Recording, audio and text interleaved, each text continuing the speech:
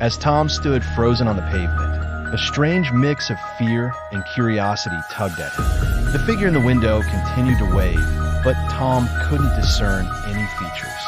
It was as if the shadow had eyes that pierced through him, digging into his very soul.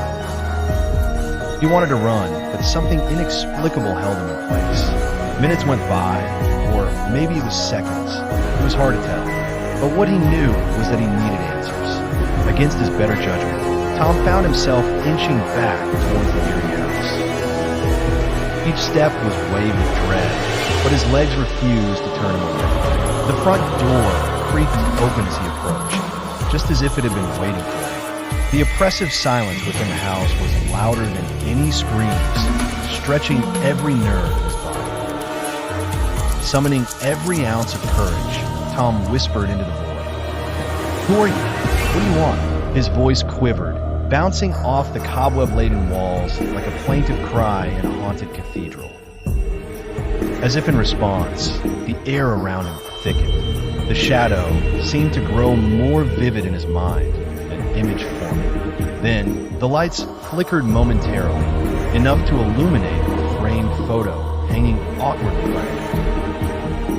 Tom squinted, recognizing the weary eyes and the gently melancholic smile.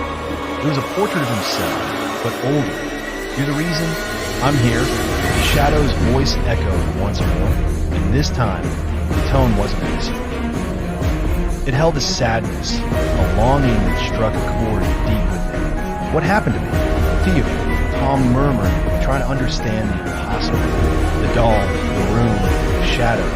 It was all starting to connect. The air around him seemed to shimmer, images of moments he hadn't lived, yet flashing briefly now. Decisions, paths not taken, regrets, all interwoven into a life yet to come. Realizing the phenomenon happening before him, Tom asked, "Can I change this? Can I change the future?" The shadow paused, its form undulating gently, as if considering his question, and then gave the faintest nod. More than a specter, it was a guardian of a broken path, offering him a chance to mend the strings before they fell out of tune. Understanding dawned upon Tom. He thanked the shadow, acknowledging the weight of the decisions he would make.